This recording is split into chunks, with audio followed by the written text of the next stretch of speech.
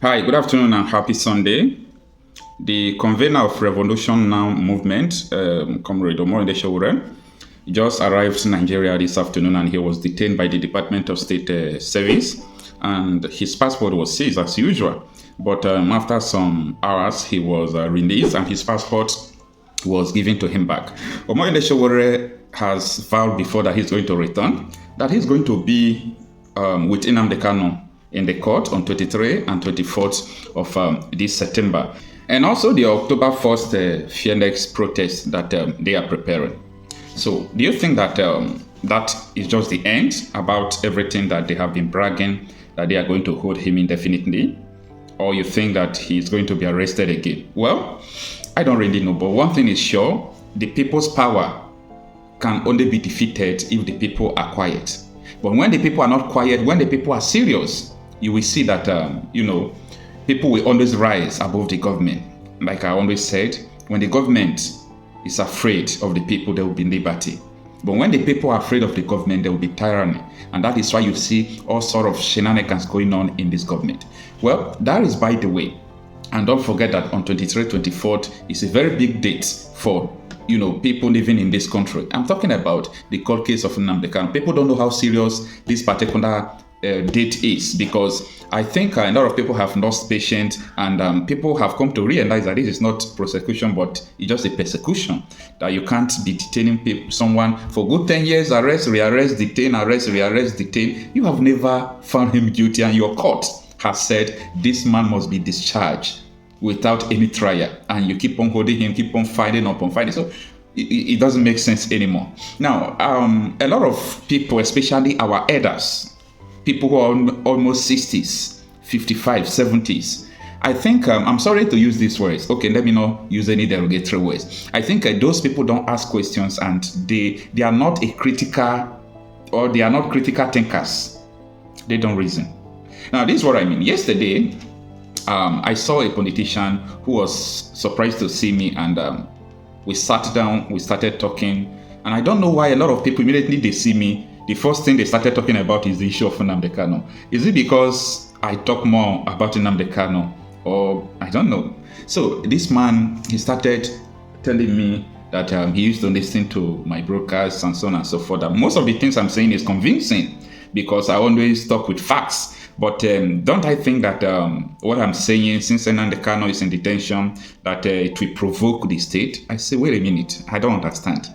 What I'm saying, the truth I am saying, we provoke Nigerian state because Nnamdi Kanu is in detention. I said, anyway, I am not saying it because I don't want anybody to get provoked. Anyone that the truth will hurt, the person must be hurt. And it is time for Nigerians to start asking questions. Stop acting based on your emotions and start asking questions. Start asking questions. I am not a dumb person to believe that Nnamdi Kanu is a bad person. Because most of us don't ask questions. We don't study. We don't follow history. We don't know where we are going. We don't know where we are coming from. This country is the only country. In fact, for me, I don't think Nigeria has what the quality of a country. But this country is the only country that I think it doesn't have direction. We don't even know where we are going. I asked the man question, sir, please, can you tell me where we are going before 2027? Do you know what the man said? He said, let us even survive this year first before you talk about 2027. I said, come on. So you are aware of the danger ahead and you people don't want to talk because you're a politician and every month allocation comes into your pocket. But we are sophisticated critical thinkers, and we are not ready to keep quiet like you people because we don't have anything to lose. Absolutely nothing to lose. You see, Nigeria has succeeded to psycho-condition a generation who are coming. When I mean a generation that is coming, I mean people who are now graduating into youthful stage. Nigeria has psycho-conditioned them to believe that this country can never work, and that is the right thing. I used to go out and do, public interview, talk with people, and so on and so forth. If you understand what is in the mind of secondary school children right now, you will even go to Benin Republic and seek asylum. Because Nigeria have succeeded to prove to us that this country can never work. And that is what people believe, and that is our stand. Because we are asking questions, and these questions don't have answer.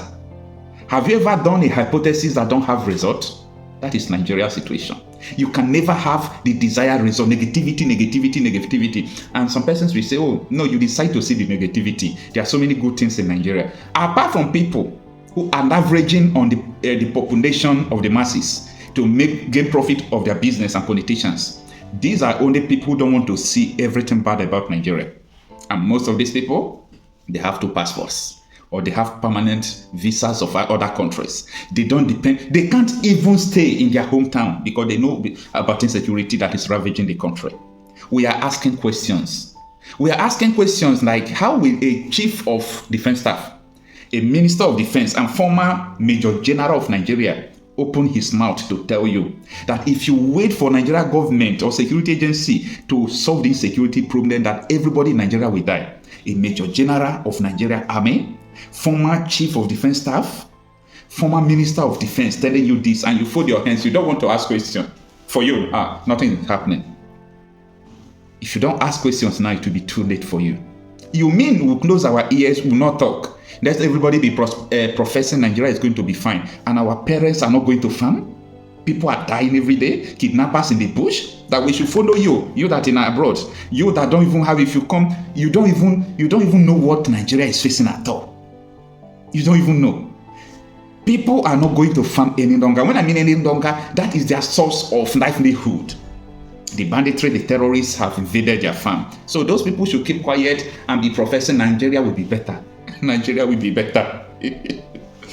Come on. It's not going to work in that manner. See, we have outlived that stage. That mentality we have outlived. We are going to ask questions. Everything about this world that we see, we must ask questions. Why is it this thing like this? Why is it like this? Why are they not fighting insecurity? Why are they not fighting insecurity?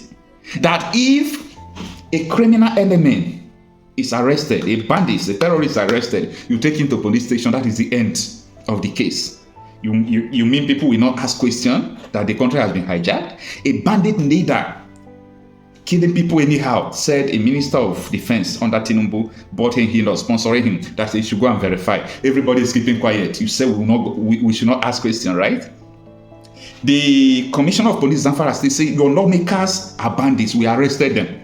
And you want us to just keep quiet. And nothing is happening. We want a prosperous country. We are not dumbs. We are not dumbs. It is time for people to begin to ask questions. We must ask questions. And every question you do not answer, we'll give you the answer, even though we are the one that asks the question, because most of the questions we are asking, we already have the answer. So if you have the answer, give us your answer. Why all this situation I'm explaining to you? What is going on? What is going on? In the House of Reps chamber, people will be crying every day about insecurity. The midnight of last year, December midnight of last year, the whole world was shocked. Many countries' presidents reacted, where the Plateau community gave 33 distress calls on Nigerian military. They did not respond. They wiped away 2 communities, everything like the terrorists just wiped away their lives. Up to today, nobody was arrested. And you mean we should not ask questions that things are going fine? No, now. Absolutely no. We can defend ourselves. So if the government are not ready, imagine you call it police of your country, you call them police. Oh, they are bandits, they are kidnappers in the bush. Please come and help us. They say, oh, we don't have fuel in our car. And you want to remain in that contraption called the country? No. No. If this is a crime, if this is people's crime, let it be. Absolutely no. It's not going to work. We cannot continue like this. So that is why most of the time, I study things before I talk. I know the truth about the things I said, unless you did not do your own research.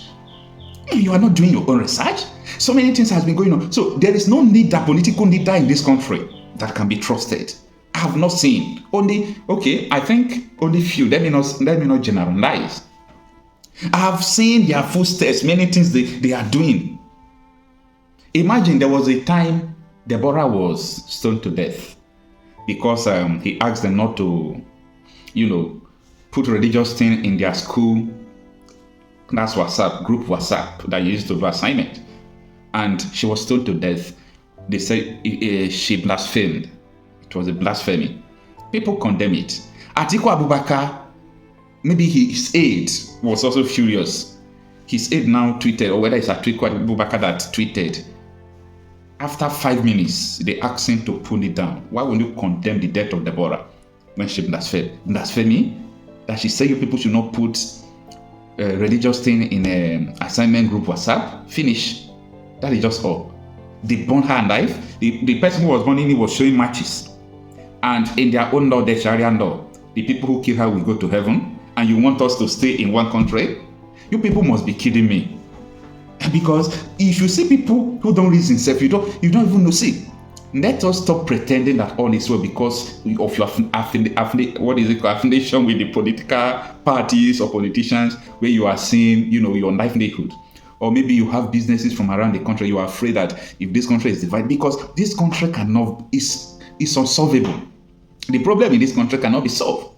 Cannot be solved with all these things we are doing like this. Never. So the better we rise up to, the responsibility that is ahead of us, the better for us. Because I'm not sure that the way things are going, that if things continue like this, we'll have a place to call our home before the end of next year. So the spade must be called a spade. Nnamdi Kanu is not a bad person. And I don't think there is anything that will make me not to say the truth about him. There are so many issues to talk about in Nigeria. Let's focus on our problem. I am Okocha Marcel, talking reality out of issues. If today is your first time of coming here, help me to share this video, subscribe to this channel, and above all, always come back for daily updates. See you on my next video. Thank you.